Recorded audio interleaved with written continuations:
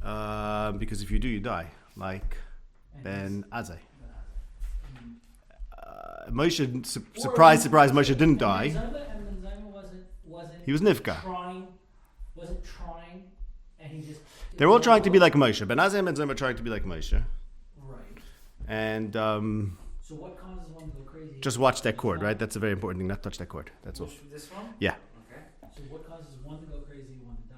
That I don't know. That's not clear. L'chayra, it's that if you go all the way, you die. If somewhere during this process you freak out from the fact that you're about to die, then you come back, but you're never the same person or something like that. Okay. Right. Okay, we just lost it. So we're going to do that again. And this will cause somebody to not die, not freak out, not be Shalom, but become Acher. Acher, right. No, so Acher... Yeah, Acher went with mistaken premises. He wasn't really seeking the true hasaga. So he was seeking what he thought was true hasaga, but it was false. So he was never in danger of death. Right. So in theory, he should have done that. He should have? He should just... No, because he Acher? never went for that It would hasaga. have been more apropos... Why? Punishment. Who's talking about punishment first? We're talking about reality. Consequence. Yeah. Okay. Still, consequence. Yeah. It would have been on par. You have a mistaken premise. You're not thinking about it. Yeah, so he became a gushim. He became a gushim. You have mistaken conclusions. Exactly. But not necessarily that you engage in something beyond and you're damaged as a result. It's not sensory overload. Yeah, Exactly. Like I said, he wasn't at risk for death because he didn't engage with the real. Right. He doesn't, and it's very fundamental. He didn't engage with something that's superhuman, which is exactly what his error is, according to Rambam, that he anthropomorphized God. So he engaged with a God that's engageable. It's an Atzili B'nai Yisrael mistake. Yes. It's the same mistake. Yes. Anyways, you were in the middle of a question? Did we? So I think we covered it. I want to clarify. So we're saying that the koil results from the hasaga. Which I'm going to explain a little more. I'm going to review that point. Okay, but just to maybe speak specifically to this, the Rambam says that the v'daki gamza kol ha'ised dargas and boy shavel dargas Moshe Rabbeinu. Right. And does that mean that it wasn't the same koil? Right. So no, what I think that means was, what I think that means is that from Moshe. 33. Right. So look, the Rambam says at the end of 33 says something very strange. He says you should know that the madrega regarding this kol was not the same as Moshe Rabbeinu. I am going to future tense point out this secret to you, and I will teach you that it was something that was mekubal in the ummah and known to the chachamim. So I guess he didn't yet tell the secret. Not in this part. Well, oh no, now he's about to do it. He says, look at Targum. Look at Targum. With the Targum of Yidaber Shalom Yishalim is Malal Hashem, while the Targum of Yidaber Imanu Alikim is Lismal Imana Min Kadam. So then he says, so you see that Targum said the klal that I was Mefaret. So I guess he was already Mefaret it. Didn't tell us much. I don't know when he was Ma'ar the side, because he said I'm going to Ma'ar the side, and then he pointed out the Targum. Was he Ma'ar on the side? By pointing it out? But the Targum just says that there's a degree of separation. Right. But it doesn't explain how it's different. Correct. And the Rambam says that Targum is a klal, and he gave you the prat. Ah. Okay? Which, by the way, I wonder if there's something going on, because Moshe heard the words, the prat of the words, the pirut advarim, and we just heard the klal. And the Rambam is doing like Moshe and giving us the pirut of Targum. I don't know where he gave us this pirut. And then he tells us, "Oh, I told you it's going to be. I told you that I'm going to teach you that it was mekubal b'uma, and known to the chachamim. So that's because Targum received this from Elazar and B'shua, and the chachamim Yisrael stam. Okay, but what is the nature of this difference? Right, I don't know. The Rambam's very cryptic about this. What I guessed was, what I thought was, that Moshe understands Moshe's engaging with the kol, and we're not. We're moving away from the kol. Moshe's okay with it. In other words, this is the reason why for Moshe, Moshe was able to make sense out of the period Dvarim and we weren't. Where does the idea of Dvarim and Kol even? Why is the necessity in this whole paradigm, according to the Rambam, the way we're understanding it? What's your question? It seems that it's just the experience of transmission through a voice doesn't seem to be necessary in this construct. What do we need a call for at all for Moshe, for the revelation of Torah? Yeah. Why can't Moshe's Hasaga just have been pure intellectual? Yeah, and Klal Yisrael's Hasaga, they were scared. I mean, everything we're saying could have fit without remove the word kol. Okay, so I'm going to go back to the question of the kol now, and after I do that, let's see if your question's answered. Okay, shall we? First, I want to repeat something that I give credit to Zev Lowy from Eretz Yisrael, pointed this out to me. He's a good horror. That the Rambam says that Moshe, this is in 233, the Rambam says Moshe who is nichbad mikol yulud, isha is the translation, but the Arabic is anyone born. So he said the Rambam is paraphrasing the Gemara in Shabbos that the Malachim says mali yulud isha beinenu.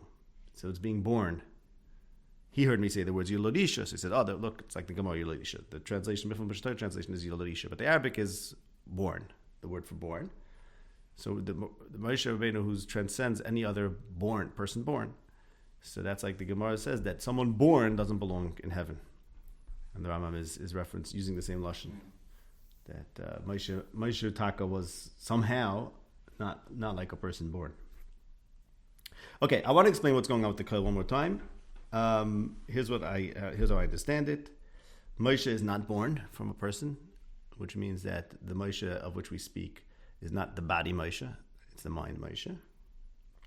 Okay? And the fact that Moshe transcended his body and was pure mind, which is what enables him to be one with God or to be master God completely, as the Rambam says in Aleph Lamed Beis, that the limits of the intellect are due to its connection with the body. And as the Pasuk says, Lo Yirani Adam V'choy, as the Rambam says in Yisrael Torah, it's when man is connected with guf and a nefesh that he can't be master God. So what if with the idea of the kol? So Moshe Rabbeinu spoke to Hashem panim el panim. Rambam says he's greater than anyone born, which means that Moshe Rabbeinu was able to be masig God's essence. The loike Moshe Kasuv k'lo yirani adam v'choy. Why Ma'aser Torah says that? So what's going on? So what does that pasuk mean that lo yirani adam v'choy? Says the Rambam, you said that Torah. A person who's mechuber of guf and nefesh cannot be masig Hashem as he is.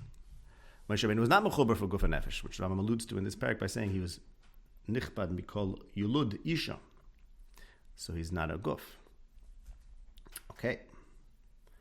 And this is what we discussed last week based on Aleph Chaf Aleph, where the Rambam says that Moshe Rabbeinu attempted to go beyond the human perfection, and he attempted to do something which should have led him to either die or lose his mind, which is what happened to Ben Azai Ben Zayma. And instead, Hashem protected him, special protection. And in that Avri, that Vayavar Hashem, the Rambam says means either that Hashem transferred him from that Asago to a different Asago, or that a koil passed. Why does the Rambam introduce a koil? So what I say is as follows, that it's when a person passes over, as Moshe Rabbeinu did, he says, I'm going to go. Now normally what happens when a person goes, so Ben Azai, he dies, fine, goodbye. Hashem protected Moshe and says, fine, you're coming over to me, but nonetheless I'm going to protect you, which means I'm going to nonetheless keep you alive. Even though, let's be clear, let me be very clear, even though you have no shaykhs to your body, so your mind and your body do not interact, which means you shouldn't breathe, you shouldn't eat, heart shouldn't beat maybe. Nonetheless, Hashem will protect him, meaning Hashem will make his body continue to function. And that's called lechem lo'achal u'mayim lo'shasa, because it's not him eating, it's not him drinking, it's this miraculous dual reality where he is dead, or he doesn't have a body, and nonetheless his body continues to function. And this has to do with the koil. Why? Because what does the koil do? So if we said, when a person crosses over, a koil is generated. Okay, Mazeh, how's a koil generated? Because it goes like this. Because really when a person crosses over and he's one with Hashem, there's nothing to say about that. There's nothing to say about that. What does it mean there's nothing to say about that? There's nothing to say about Hashem. There are no words for Hashem, which is the whole Yisrael against Mar Nevuchim Parach. There's nothing to say about Hashem. You say Nimtza about Hashem, it doesn't mean the same thing as Nimtza about anything else. Anything you say about Hashem has no parallel, zero parallel. There's nothing doimet to Hashem. There's no shituf with Hashem reading. There's no word that has the same. I'm sorry, shituf is a bad word. There's no word that has the same meaning when applied to Hashem and everything else. Any word that's applied to Hashem and everything else is a lashon meshutaf, meaning it's the same word that has two disparate meanings legamri. Right? That's the whole yesod of the word of Mechubber. So if someone takas was achad with Hashem, so that means he was not Mechubber v'guf v'nefesh. Right? He can't be with Hashem. Which, for the same reason that a person cannot be with Hashem when he's Mechubber v'guf v'nefesh, there's also nothing to say about it. Because it's something that has nothing to do with this world, no correspondence with this world. Like the Rambam says that Hashem's essence in Chelik Aleph Perek Ayin Beis is an unbridgeable dichotomy.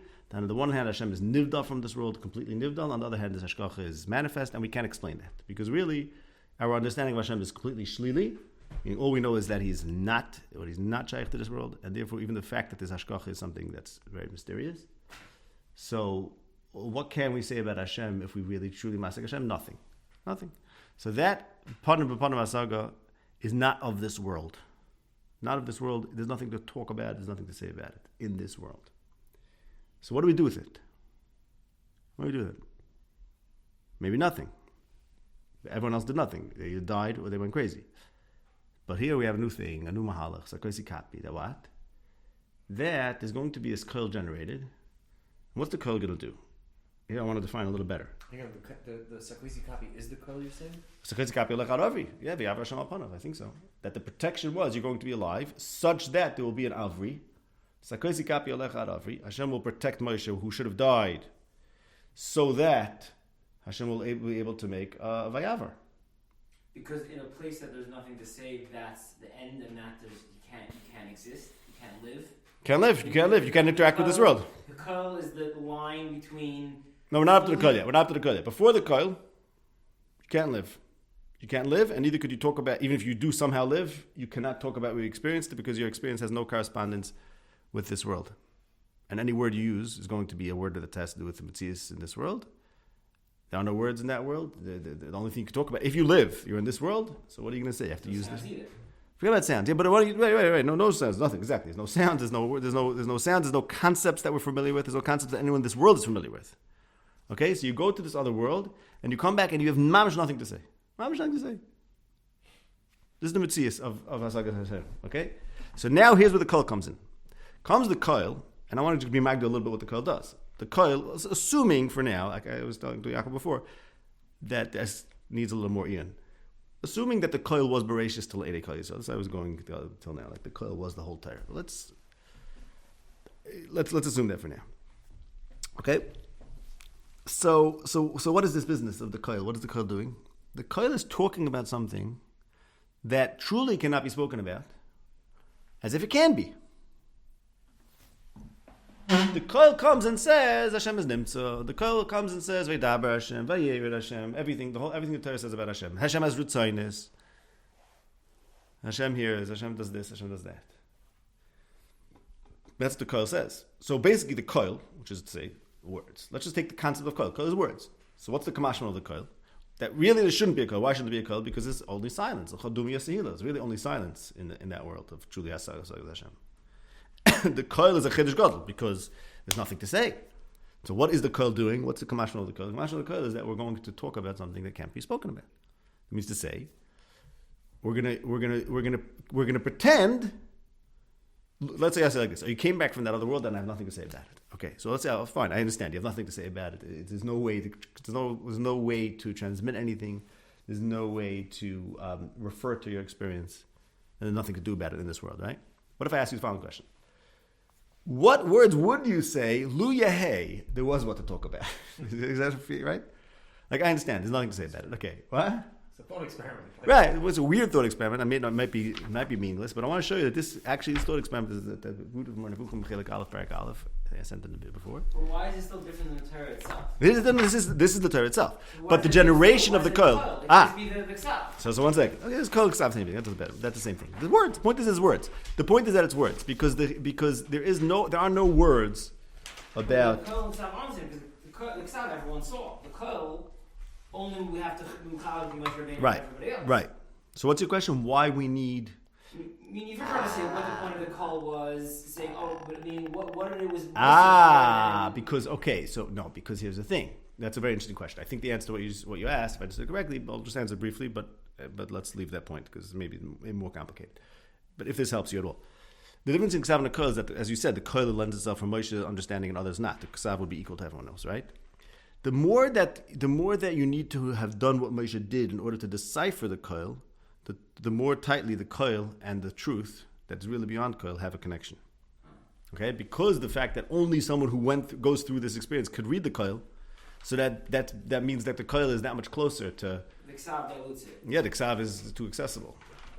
Right. But so in other words, so we don't know the nature. Very importantly, the Rambam stresses a few times that we don't know the nature of the Koil, which I understand to mean we don't know the nature because we don't really understand in what sense the Koil is generated from that experience. Okay, and again, I'm using generation very advisedly because I mean to say it's like this, to be clear. It's not generated by that experience, meaning it's not causatively generated, meaning having that experience will not lead you to this Koil, it will only lead you to die. Or if you're somehow alive, nonetheless, to be a bifurcated person who's both dead and alive. I'm not trying to talk in riddles. I mean to say part of you is in heaven and there's nothing to do about it, and you're completely schizophrenic, and part of you is in this world. Maybe that schizophrenia is by the way the Benzaimus thing, whatever. Maybe that's the nifka, that you can't bring the two together. So fine, you don't bring the two together. So it means you don't talk about it, because the regular you start talking, you're not making any sense. The koil is like this. You couldn't. Let's say imagine a world. Which is a terrible thing to do. It's an imaginary world. This thought experiment makes no sense. Let's imagine a world. It's mamish dimyan. Let's imagine a world that somehow there is what to do talking about these things. What would that look like? This is the Yisod of Kol Terakula. It's that, what if we could talk about that which we can't talk about? What would that sound like? And that's the whole Mordechai Vukum teaches us. And that, I submit, is what the essence of the Koil is. Because the Koil, which is really violating this principle that world is Layrani al V'chai, that principle means there's nothing to do in this. There's nothing to do in this world with the knowledge that's from the other world. And the Koil says, let's pretend there is. Meaning, let's give words to what actually has no words. Tell me, am I making sense? Yeah, I'm just trying to figure out how That was the right answer. this world are supposed to... What are they supposed to do with that? What the Koil? I don't know. However, We're supposed to go through the same exercise of saying, like, okay, we want to go there, but we can't, so therefore this is the best thing instead of that. No? Is it? I don't know. Do you like this idea called religion? Meaning to say, because this is Rambam's religion. I'm saying, mamish is the essence of religion according to Rambam, that he's moided that there's mamish nothing to say about God. And nonetheless, we're gonna start talking about God, and that's the Kamashmal. And so that's what I'm saying. Maybe you'll say, no, let's not say nothing about Hashem, okay? Should kids be atheists, more or less, or agnostic. That's the Koil. putting God on a higher pedestal. Right, of course, for sure. But it's For sure. It's nivra. It's yeah. not telling you about God. I ain't Cardozo about that. yeah. If it's nivra, then by definition it's not telling you about God. So let's see what the Rambam says. Okay, let's see what the Rambam says in Aleph Aleph. Right, this is the big problem. Okay, what does the Rambam say in Aleph Aleph? Why am I saying Aleph Aleph is all about this? Because the Rambam in Aleph Aleph says that what does it mean? What does Rambam do? Chelik Aleph, Prakim Aleph through Nun, Aleph through Memtes. He shows us like this. There are words that apply to Hashem and our Megoshim. Say like the word Yorad. How do we say Hashem is Yorad? So he shows, well, the word Yorad means to go down in space, but also means to go down in Madrega, and therefore when it applies to God, you should know it means the latter meaning, right? There's one place in the Mordechai Vukum where the Rambam violates this, in the first 49 prakim, that is. Other places where he does other things. But in the first 49 prakim where he talks about the words about God, there's one place where the Rambam just fudges things and says, it's not really exact. In other words, again, his move always is to say that the words have more than one meaning, and when it applies to God, it means the exact second meaning. Exact. In the Chelik Aleph Parak Aleph, the Rambam talks about the first thing he starts with is, what does it mean that man is an image of God? God has no image. What does it mean that man is B'Tselem Elokim B'Demusai? So he talks about what B'Tselem means, and then he talks about what Demus means. Demus is in paragraph 7 and 8 in the Mifam Shadai version. And you know what Demus means? Similarity. Similarity. And how is man similar to God? So I'll read this inside in paragraph 8. There's something unique about the person, some wondrous thing. Nothing else in the sublunar world has this. Intellectual asaga doesn't use sense or limb. So that's a very cool thing about man. Only man has this. So it compares it. Because God also is masik things without a medium.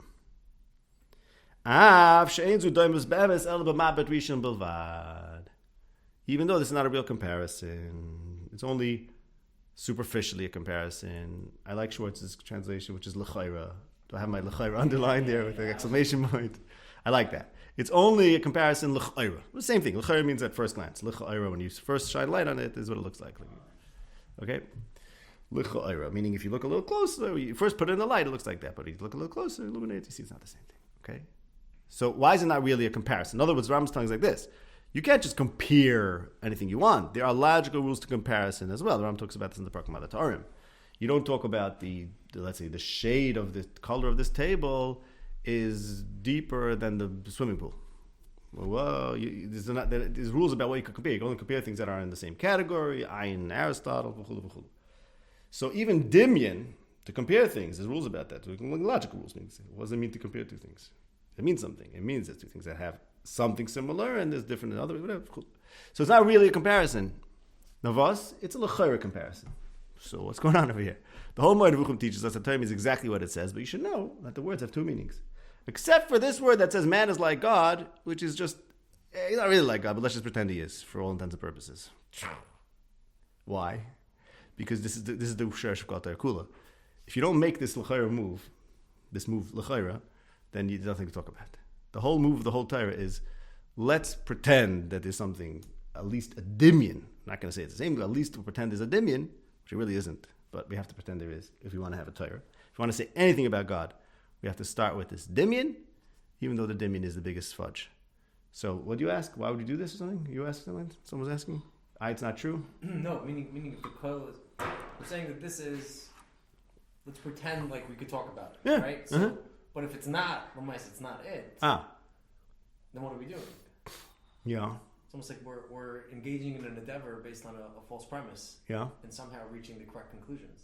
Or we're reaching something. I don't know. What does it mean by correct? Correct conclusions, is that what you're supposed to reach? I don't know. So in other words, I think the answer to your question is we have to be misamek in how the coil is generated by this movement towards Hashem. Right? If the fact is that the moving towards Hashem, that's mufshet, which really should end in death, unless you get the special protection, which, as we pointed out, we weren't offered that. Maybe Moshe was. Maybe we were never offered that. It's an interesting thing. Then, and if what follows from that move towards Hashem is this replacement coil, which is a really l'chayra, then I don't think there's a problem with accepting the coil. It's like Ratzav V'Shoif. It's like the Rambam talks about in the Hakdama. Every time you move towards Hashem, you find yourself coming back. It's like illumination and back into the darkness. But the darkness, as the Rambam says in Hakdama, the illumination has some effects on the darkness. The effects that the illumination, this moment of illumination, has on the darkness is captured by the coil. So you have to, in a certain sense, realize that the coil is the remnants of the, it's like the remnants of the like the radiation of the Big Bang. So the coil is like the effect in this world from this panim b'panim, which we can't hold on to. So that's what it is. So in other words, the fact that that's what it is what makes it very intriguing and very important to us. We also have to remember that it's that, because otherwise we're likely to take it too seriously and not realize that it's only one big How do we split between the thing? In our reality, he says like signiv. Yeah. We understand whether that's accurate or not. We understand as do not steal. So in that paradigm, what's the difference between anything and where do you draw the line between us pretending and what's real, or pretending everything? Yeah.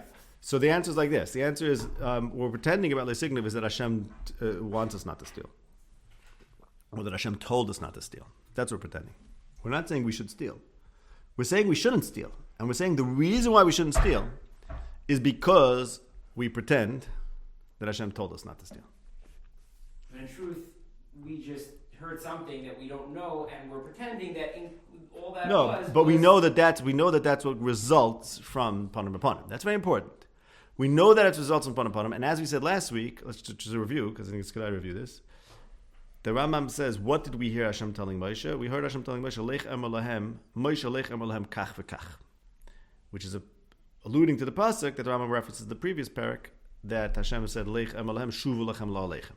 So what does that mean? That means all of us experienced the coil. That coil is there as a response or caused by a panim b'panim experience. We upon hearing the koil, went back, and we were left with, wait a second, but what did the koil say? We need someone to interpret the koil for us. And Moshe says, I'll do that.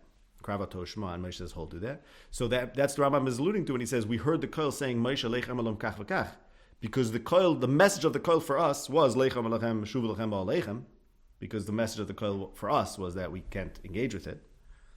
So therefore, we knew that we need someone who's going to read the koil, and that's Moshe. Therefore, by us experiencing the koil together with Moshe, we knew that there has to be someone who's going to read the koil and leichem l'kach v'kach.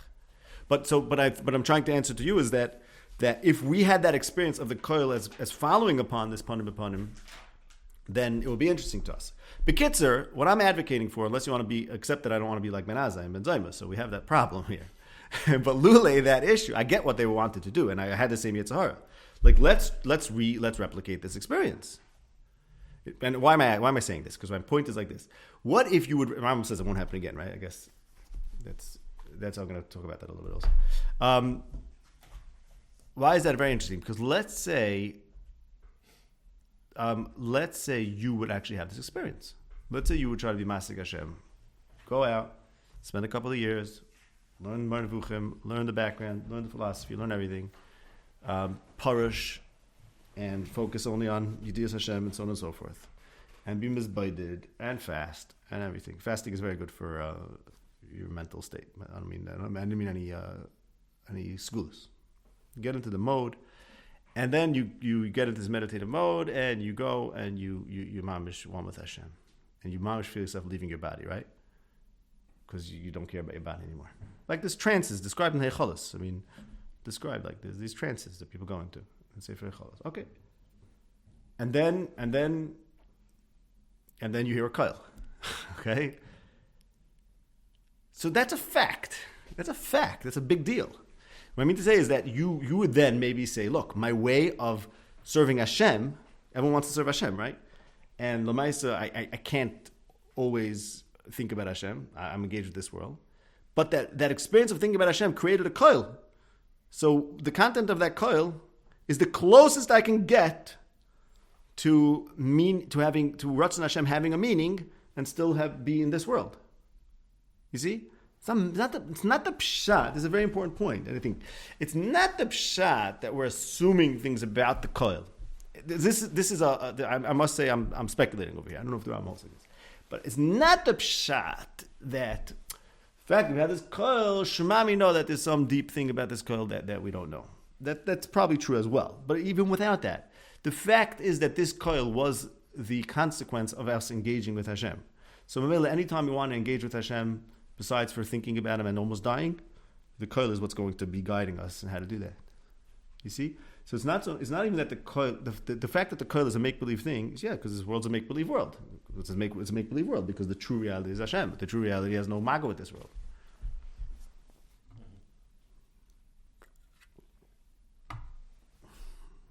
We'll leave it. You could re-listen. Once we had our chance, we blew it. No, why? This is This is what's supposed to happen. I don't know. No, but the rest of Torah at this point has to be mediated by what Moshe told us. Right. So we heard Kol tells Moshe go tell them Israel.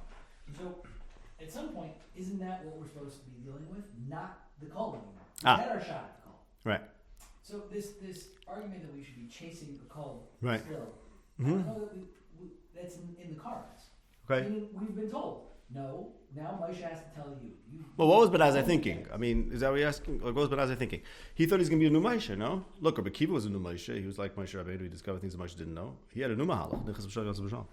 Agav, I realized something interesting. I'll get to your question in a minute. It was done to Moshe and Rabbi Akiva.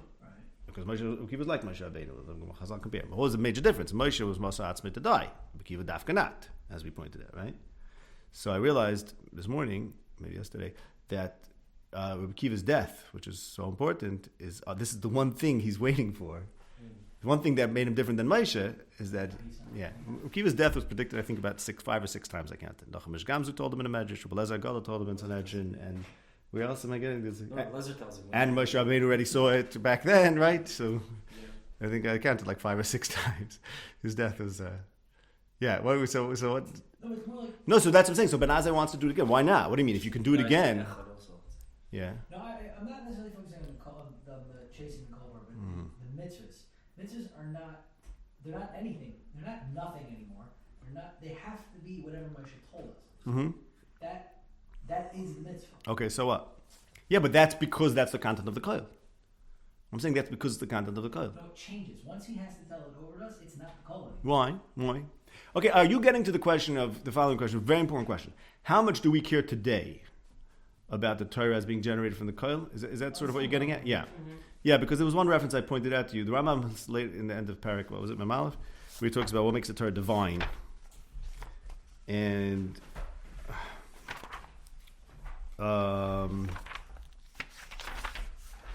the end of Parak Lamates. I know we have the Gemara that if a Baskel comes out and Paskins the Torah Lo B'Shemayim. Yeah, Baskel, come on.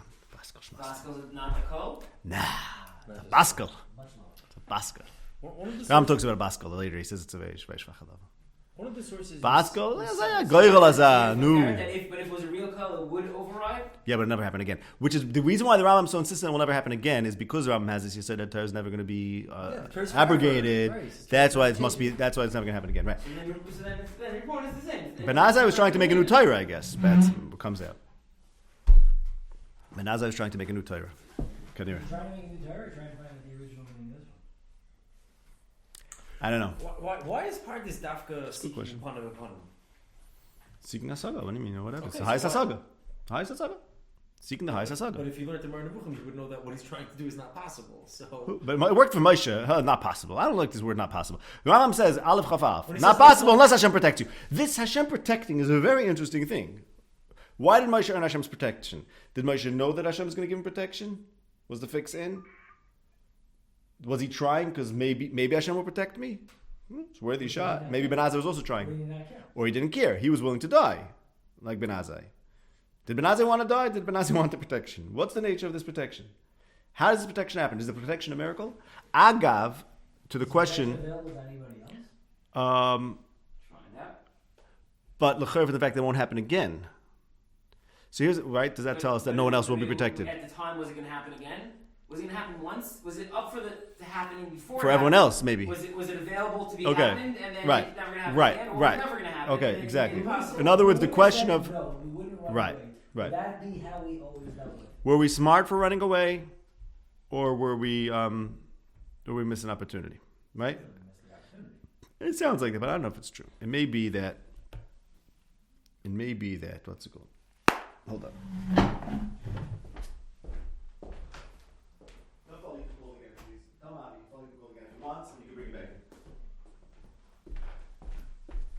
I don't know. It's a good question.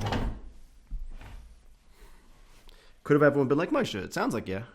It sounds like yeah. Right? I don't know. But then why is what we did, that's how we're framing it. Why is what we did in Har Sinai worse than what Rabbi Akiva did? Right, so it's not. But except that there may have been a time that no, because by Hashem appearing in that way, maybe that there was an opportunity if he was offering us protection, same way he offered to Moshe. Later. Whatever. And we had the problem, the timing. There's a whole reason that, like, Yeah. I see the limit, I'm going up to the edge. I don't know. That's it. there's a whole hierarchy even by Sinai. I don't know. That's a question of Moshe, right? There's Did a Moshe hierarchy. try not knowing, or did Moshe somehow know? No, there's a hierarchy at Har Sinai. We're not allowed to go where Moshe goes. It's clear that I don't know why it's so dumb question to you that it would have been possible for everybody. Okay. And not only that, the Rambam says that our Hasaga Right. that generates the coil is not the same Right. Hasaga. So Right. we're saying Okay, fine. We could have done Right. something. I hear. And then separately, I think there's also this problem that we may have talked about in one of the early shurim, which is this Sakwesius copy conversation is taking place way after Yeah, this is Sinai. the timing problem. I know. It's way after Sinai. It's not the same. The big timing problem. It's not the same event where we Yes. had the opportunity that we Maskim. fail on. Maskim. Okay. That's a problem. But I consider that a problem anyways, as I told you, because Remind me what? because since Moshe achieved this highest level of Hasaga and Vayavar Shalom Panov, it must be that's what makes him Panim B'Panim. Makli, it's not on.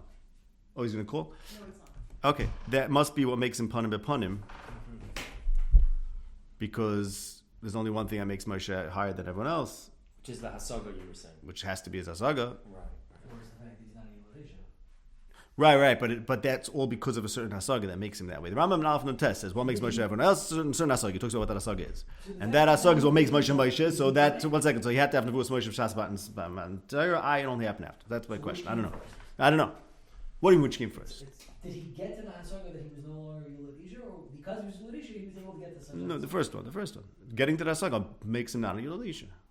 The only way to get to the Hasaga is by transcending Yuladisha. It's not the first one? No, not the first one. Meaning the way you set it up, I don't think it's the first one. You're saying because of his Hasaga, Mameli he was Yuladisha. It's the same thing. I'm saying the Hasaga, that living in that Hasaga means you're not a Yuladisha. I'm not sure what the... From a linear perspective, what precedes what? Is one the cause of the other or not? Well, that's what you're asking. Did it happen at the snap? That's what I'm saying. It's a little bit problematic question because you could have that Hasaga, but if you're still a Yuladisha, you'll die. No, but if you someone who has that Hasaga and dies, or has that Hasaga and goes crazy, is still a Yuladisha. Okay, if he dies, maybe. He's not a Yuladisha. But if, let's say Ben Zayma is still a Yuladisha. He had that Hasaga. If someone dies, he's also Yuladisha. And that's why he dies. The Kamash Malam Moshe is that he was both had that Hasaga and still his body was still functioning. So that's what makes him not a Yuladisha. If he would have died and we said, oh, Moshe Rabbeinu just died, make a Levaya. But it's not because of the special Hasaga, because Hashem gave him a special pass. Yeah, there's two things that happen. You first have to have the Hasaga, as Yaakov said, that's not available to have one. And secondly, you have to have the Sakaisi. Okay, a word on like Kam Navi Moshe, which I always had a problem. How could the Torah say it's never going to be a Navi like Moshe if everyone has free will? Okay, big kasha. So now I have a new teretz because Moshe, the chiddush of Moshe was the Sakaisi, and anyone else, if they're smart, is going to do like Rabbi Akiva, not try to be like Moshe. It's not going to happen again. And as I don't know what he thought. As I said, I think he wanted to make a new Torah or something. I don't know. Because Lekam Navi Moshe is what says that Hashem is not going to protect anyone else. Because otherwise, what happened to free will? Okay? Or maybe what Tebi was saying, Ben Azai wanted to recreate Moshe. And then that may also be not violating Lekam Navi Moshe because then he is Moshe. He's not another person who's like Moshe. He is Moshe. Because Moshe is not a Elisha, he'll also not be Elisha. Why can't this be a natural characteristic of Moshe? That what? Why not? What's natural? There's nothing natural about that. Human beings have a certain variety of possibilities within their nature. If one human being achieves something, that means it's within the possibility of the essence of being human. Unless it's a miracle, but the Ram doesn't hold that something is a miracle. The Ran answers this kasha. How could Hashem be like Moshe? He says Teretz says it was a miracle. Ram doesn't hold like that. The Nevuas Moshe was a miracle. What does that even mean? Ram doesn't hold like that. So then that means it's possible for a human to do it. So then, how could the Torah say it will never happen again? Now I have an answer. It's possible for them to do it, but then they'll die. So you'll never live like Moshe. You'll never be a Navi like Moshe. You'll be like Ben Azai. And the Sakoisi Eskapi, according to this, means that's when Moshe loses his Bechira? Oh, very good. Why are you saying he loses his Bechira? Why are you saying that? Why does he lose his Bechira? He's protected. Why does he lose his Bechira? Because his election, as we're framing it, was to die. So therefore what? And no, you're not dying. We're changing the outcome of your choice. That's by definition. Okay. Bechira. Okay. There's life and death? No, there's something that mixes both. Right, which is completely supernatural, and therefore it's not your Bechira. But you're like saying in the Rambam saying it's not an ace. So No, the Hasaga was not an ace. Right. The Sakaisi is an ace, right. Yeah, that's a perfect normal ace. No, in other words, the Rambam doesn't hold that the Nevuah was an ace. Because I don't know what that would mean. The Ran says that's he knew something that no one could reach. So how does he know it? It's not clear what that would mean in the Rambam's understanding or even in understanding. But the way we're saying it's not shver, right? The Sakaisi is a very normal ace, meaning really again it's a very normal ace. What do I mean by saying normal ace? A normal ace is like this: a mata turns to a nachash. Okay, very good. Mata turns to a nachash. How? No, there's no how. That's what an ace means. But I know explain to you what happened. Here too, I can explain what happened. Moshe's essence was of Hashem, and Moshe's body was functioning. Ki'ilu, his brain was normal, but really his brain was Hashem. So he was an avatar, as you said, a very good way. Moshe was an avatar. A normal ace, meaning we could explain what the ace was, but it's an ace. It's an ace because normally people are not avatars. Normally the way people work is because the way they think influences how they act. Here, the way Moshe thought had nothing to do with how he acts because the way he thought was beyond words, and he was Leish Dvarim, but nonetheless he says the Torah, and that's really unbridgeable. It's causatively unbridgeable. Elamai Torah is an ace. The Kol Hashem is an ace. Moshe is an ace. Right? Good. Okay, let's go back there. I wanted to comment a few things on the end of Perek Lamed Gimel, and then we're going to jump into Perek Lamed Dalet too. At the end of Perek Lamed Gimel, the Rambam says that he's going to tell us a side about Mount Sinai, and he's going to teach us too. He's going to teach you, singular, Shehu davar mekobel b'mseres ba'uma v'yadua etzel chachameha. And he shows the side from Unclus, and he says, there's mekobel ba'uma, because you know Unclus is mekabel from Elazar and Yeshua. And they are chachmei Yisrael stam, so therefore that supports my assertion that this secret about Mount Sinai was mekobel in the Ummah and Yadua to its chachamim. Why is it important to the Rambam that it's mekobel ba'uma and Yadua to the chachamim? So I remember that the Rambam uses this kind of expression regarding Mount Sinai a few different times. One, we saw two of them. We saw all three. In Gimel Tes, the Rambam talks about the meaning of the fact that it was cloudy and raining on the day of Sinai. He says an amazing thing. This is in Chelek Gimel Perek Tes, paragraph number 3, in the second paragraph in the Mishnah edition. It's Yadua and Meforsim in the Ummah that the day of Mount Sinai was a day of cloud, fogs, and drizzle. Yadua and Meforsim Ummah. I remember the first time I read this, I didn't know that. You know, like that, they come home from school, like it's a cloudy, drizzly day. Once upon a time was Yadua and Meforsim Ummah this, okay? The Rambam Aleph Mem Vav, where he talks about the meaning of Ra'ah es HaKoilis. So he uses that pasuk to illustrate the fact that the various different sensory perceptions are interchangeable in the language, because really what the point is that there was a perception. So this is in paragraph number 10. He says, additionally, the last line of paragraph number 10, the Maimid was a Mar Nevuah, Kamoshi Yadua U'Meforsim Ba'uma. Kamoshi Yadua U'Meforsim Ba'uma. The Maimid Sinai was a Maimid Nevuah. Mar Nevuah. And Aleph Samach Hey, the Rambam says that our whole nation is maskim, there's agreement among our whole ummah that the Torah is created, meaning that the Dibur, the Koil that Moshe heard, was created. Okay, here it sounds like the whole Torah was heard by a Koil. This is the beginning of Samachay. Sounds like the whole Torah was heard through a Koil. So the Rambam says it's the Haskamas Ummah. Right, Haskamas Ummah. The Rambam also talks about this. He says in Shmos Yotes, Chachmei Umaseinu Hiskimu, that the Koil is Nivra. Chachmei Umaseinu Hiskimu. While this is the true Emunah. Some Chachamim not of our Ummah, these are the Muslims, believe that the Koil is Kadmoin, is not created, but it's rather God's. It's Kodem like He is, and somehow it's His essence, but nonetheless it's not, which is impossible to square, he says. And that's what he says. And they ask on us, how do you say it's Hashem Panim B'Panim if it was a Koil? That's the Kasha. Mela, like the Chachmei Ummah, the Muslims, they say the Quran is co-eternal with God. God is one. Somehow they square that circle, but you cannot be squared, says Rambam. Says Rambam also a little bit into this later.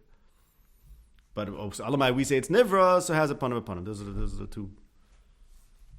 the two extremes of here. The Mokum Tsar, he says, we get Nitchak into a Mokum Tsar because we want to have it both ways. We want to have the Koil as Nivra because it can't be part of co-eternal with Hashem, because Hashem is simple, it doesn't have a Koil. And yet we want it to be the part of a Panim. That's what he talks about here. But like he also references this Haskama in the Ummah, and thank you to Rabbi Maimin, who quotes on the bottom over here from Rabbi Yosef, the Talmud of the Rambam, to whom he wrote the Moreh Nevuchim, in his Igeres HaHashtaka. Look out for that. If you ever come across that. That's I don't know where to get that. That all the theologians from our Ummah think or believe that the Dibur of Elokim is with B'mila v'Kol Nivra, very strong. This again suggests that Bereshit Stei Nikol Yisrael, the Dibur Elokim was B'mila v'Kol Nivra, and those not from our Ummah, they say it's Nitzchi and whatever. So according to them, it wasn't B'mila v'Kol, right? The Muslims who say that Hashem's Dibur is eternal, they explain the Dibur as being something other than Milam V'Kol. But we say it's Milam V'Kol, it's Nivra. Ein machlekes b'cherev kitas haYehudim al kach shedibur yisal lahinu b'milam v'kol. Okay, this is mefurish fakert from what happened yesterday on a forum that has to, the proceedings in that forum are not supposed to be said outside. I told you, you don't know what I'm talking about. I don't machlekes with someone about this, but l'chayra, it says over here that there's no machlekes b'kerev kitas haYehudim al kach shedibur yisal hin b'minu mekol. Why? What's this big deal? There's no machlekes. So I want to tell this too, even though as you point out there it doesn't say do meforsim. But this thing about Mount Sinai that the Rambam is stressing that what? That it made an impression, an indelible memory on the people. Until this day, we still remember it. The collective memory. I'm not saying anything fancy. The Messiah. Meaning, everyone knows it was a cloudy day, and everyone knows what the nature of the koil was, and everyone knows it was a Mar Nevuah. Because the purpose of Mount Sinai was supposed to make an impression on the Ummah. So the Rambam stresses that there's a living knowledge in the Ummah about certain details. And that speaks to the veracity of this knowledge? It speaks to the effect Maimed Sinai had on us. But not the veracity. No. Just the way that Maimed Sinai has an effect on us is because we talk about it and we remember it and we pass on the memory of it.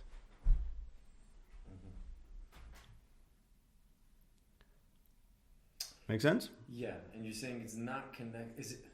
You didn't say this. I'm asking. Is this connected in any way to the arguments the Rambam makes in Yesodei Torah about the nature of the experience being like edus and like the fact that we all experience? I think so. This is all that idea. I think so. That it's equivalent to first-hand knowledge. I think what makes it equivalent to first-hand knowledge. I think it's important to the Rambam that there are things that we know about it, and not because without even pointing to books, because that makes it more similar to first-hand knowledge. And these Ummah references are all those things. I think so. Weather, the color. Yeah, exactly. Because meaning it's an event that's so immediate to our experience, so important to us in our experience, that we recall it by orally, and just everyone talks about it, and that's what makes it equivalent to first-hand knowledge that we would even kill someone who performs a miracle and to contradict. Right, because Ram does a very funny move over there. He says, "Oh, you know why we kill a Navi? Because we saw ourselves. Well, I didn't see myself. My great-great-great-great-grandfather saw. Elamai, you have to understand why, but the point is, Ram is saying is that what happened then still has the same truth level in our minds as first-hand knowledge. And I think a feature of that is that we don't just read about it in books, but it's rather something that we are closer to feel closer to in our experience, such that we know things about it. Mm-hmm. Right? I think it sounds right. Like things that are more important to us and things that are passed down, we won't necessarily need a book for it because everyone knows. It's like something everyone's talking about. Mashing is something that we're more removed to, and we're rebuilding our belief in it based on some external evidence. That's the kind of thing you read in books. I think I have to see why that's the case. The Rambam says in the Geras Tema, I think we started with this. The Rambam says that someone who's kaifer, it be a duah shalei amdu Voice of Hashem. In other words, because those who are Voice of Hashem preserve that memory.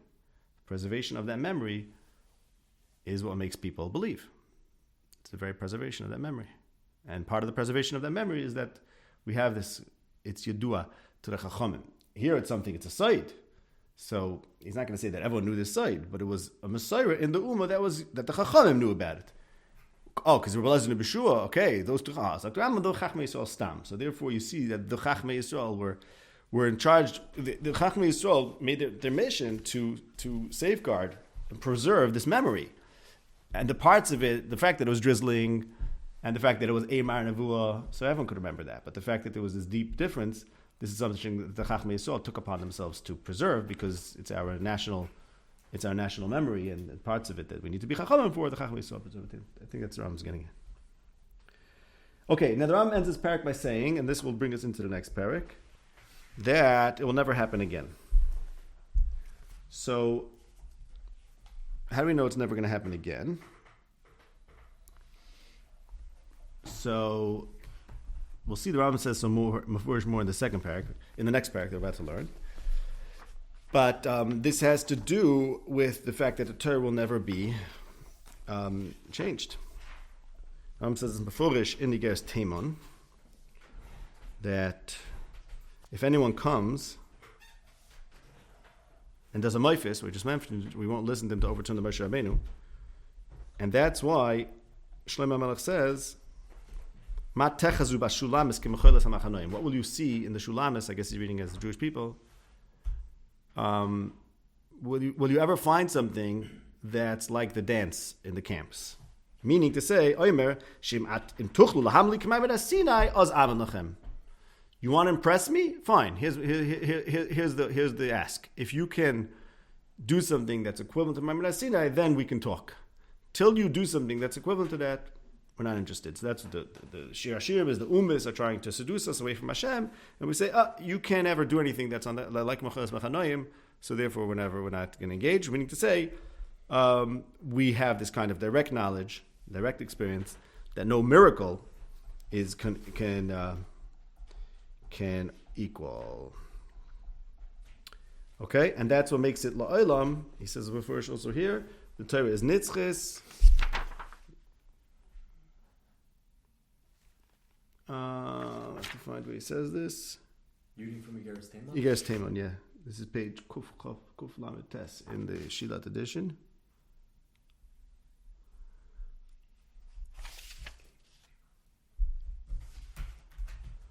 Oh yeah, on page Kuf Chav Zayin, he says this. He says the same thing he says at the end of Perek Lamed Gimel. I can post these later if you ask in the chat. I'll put them on the chat. He says, you should know that this great thing that happened, Ma'amad Sinai, that the best witness testified, it's like he says in the Perek Lamed Tes. What happened once and will never happen again? Shetishma uma achas kulo dvar Hashem. That's what we're learning about in this parak. V'yira oiroi ayin ba'ayin. I think that's what we learned about in the last parak, the koilas and the shofar and the brakim. Loi nasekin. The purpose of this was to be mechazik the ummah, so that we should be strong in our ummah. And he explains avur naseis eschem b'halikim means so that Hashem will be able to test you in the future and you will withstand it. As the pasuk says, if a navi gets up and tells you, "Come serve Avodah Zarah," you should know ki menasa Hashem alikeichem eschem. Why are we certain? Why do we have that confidence to say that Hashem is just testing us? Because we saw and Har Sinai ayin ba'ayin, panim b'panim. Therefore, we know that a miracle can't equal that. And that's the pasuk says, "Avur naseis eschem b'halikim." Hashem did this so that in the future He'll be able to test you and you'll be able to withstand any test. Now you have a direct kind of knowledge. Okay, weiter. Let's go weiter. Right, so where's it say Torah won't happen again? So this we'll see in Perek Lamed Daled, and this is based on the fact that there's never going to be a Navi like Moshe again. Never going to be a Navi like Moshe. Ma'amad Sinai was mediated through Moshe Rabbeinu. Even the experience of everyone else had its meaning because Moshe Rabbeinu was the one who told us the meaning of the Kol. So if there's never going to be a Navi like Moshe, there will never be another Ma'amad Sinai. I think that's the Rambam's putting together. Perek Lamed Daled. So even if everyone got to the same Madriga, got to the call, and then said, "Okay, we'll continue." We're Back then? Make the jump. No, another time. Yeah. They're willing to accept the next step. Okay. Whatever it is, we're not running away from it anymore. Right. So we need a Moshe though. Why would we need Moshe then? Like Navi Moshe says that Hashem won't be Seicha Kapi. No, saying no, we need someone equivalent to Moshe because we need someone who goes over and Hashem protects, and that's never going to happen again. Oh, it's going to be a group of dead people. Right, everyone will die. Next cult. Right. Actually, a bunch of Ben Azai cult. Fine. Right? A death cult, yes. Okay. So should we stop here and start this next parak fresh next week and see what we can do? Maybe that's a good idea, right? Yeah. I think it's a good idea. Yeah. Next week will be our last week, and we'll I think it'll be a new start. We'll start fresh. Okay. Lamed Daled. Next week's will be Lamed Daled. The things I sent you. I'll send again what's relevant for that. You want this? Yeah. So I have a couple questions. Let me just, you know what I'll do? Well, let me take this opportunity to just be marking them a little bit what we're going to talk about at the Lamed Daled, so we'll have a sense of what we're looking into. Lamed Daled is going to tell us that the pasuk in Devarim that says Navi Akim Lahem Mikevachim Kamoicha, that there's going to be a Navi.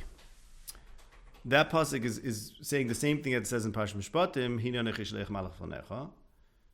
And what it means is that since Bnei Yisrael were not able to engage with the Koil, therefore Hashem said there's going to be a Navi who replaces Moshe. In other words, we could have all been like Moshe, and then we wouldn't have needed Nevi'im. That's because then we're all Moshe. Okay? And what the Rambam implies over here is that if we would have all engaged with the Koil and the Eish and the Anan, then that would have continued forever. That whole miraculous Metzias. Okay? If we had engaged. If we had engaged. But we didn't engage. I'll show you the psukim where this comes out. That's what we're going to get to. But since we didn't engage, we said we can't. Hashem said, okay, fine, you can't. Beseder. There's going to be Moshe for a short period, which is a little bit of a continuation of Mount Sinai. But then there's going to be a Navi, and that's going to be instead of Moshe, because we're not going to be Moshe's anymore. Okay? So what that implies is that had we engaged, there would have been a completely kind of different Metzias, more of a miraculous Metzias. I want to read this parak in light of what the Rambam talks about in Gimel Lamed Beis, that Hashem doesn't take away people's free will, because mi yitain, and also Hashem doesn't do permanent miracles. Meaning the Rambam in the next parak is implying that we could have all been like Moshe, who lost his free will l'chayra. So this seems to be a little bit of a violation to the whole free will shmuz, which we'll look at in Gimel Lamed Beis.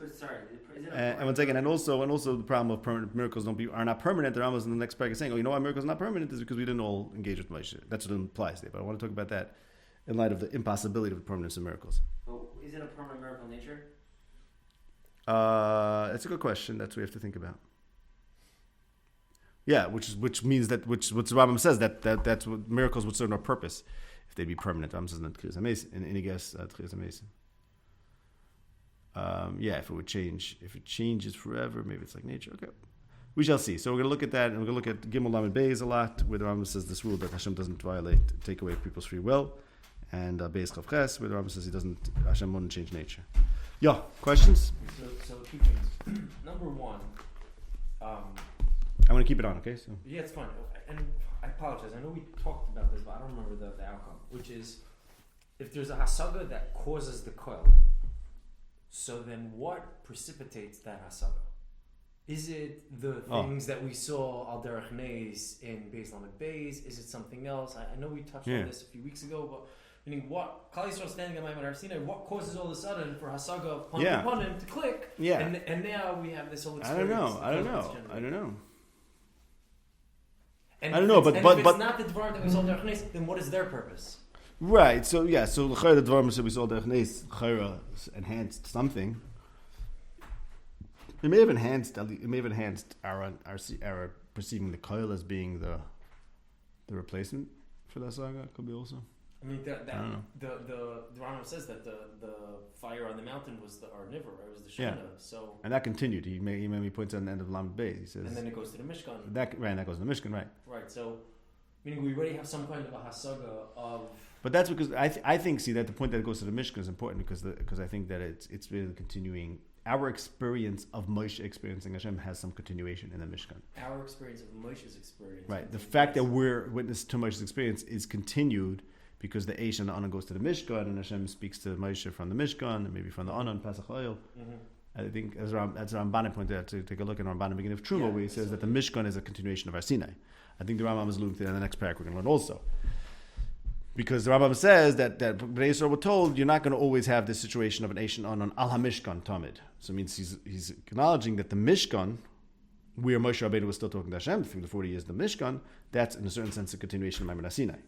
So the fact that we have these effects that last is what allows us to understand that Moshe Rabbeinu is continuously engaging with that koil that we had 40 years ago, 30 years ago. So 30 years later, there's still a hemshech of it. Mm-hmm. I don't know. I'm a little bit less concerned with this than you are because I'm of the belief that this koil can be replicated in principle. And I think that makes my question all the more pressing. Great. How did we get to that hasaga? Okay. I have to worry about Benazai. I have to worry about that problem.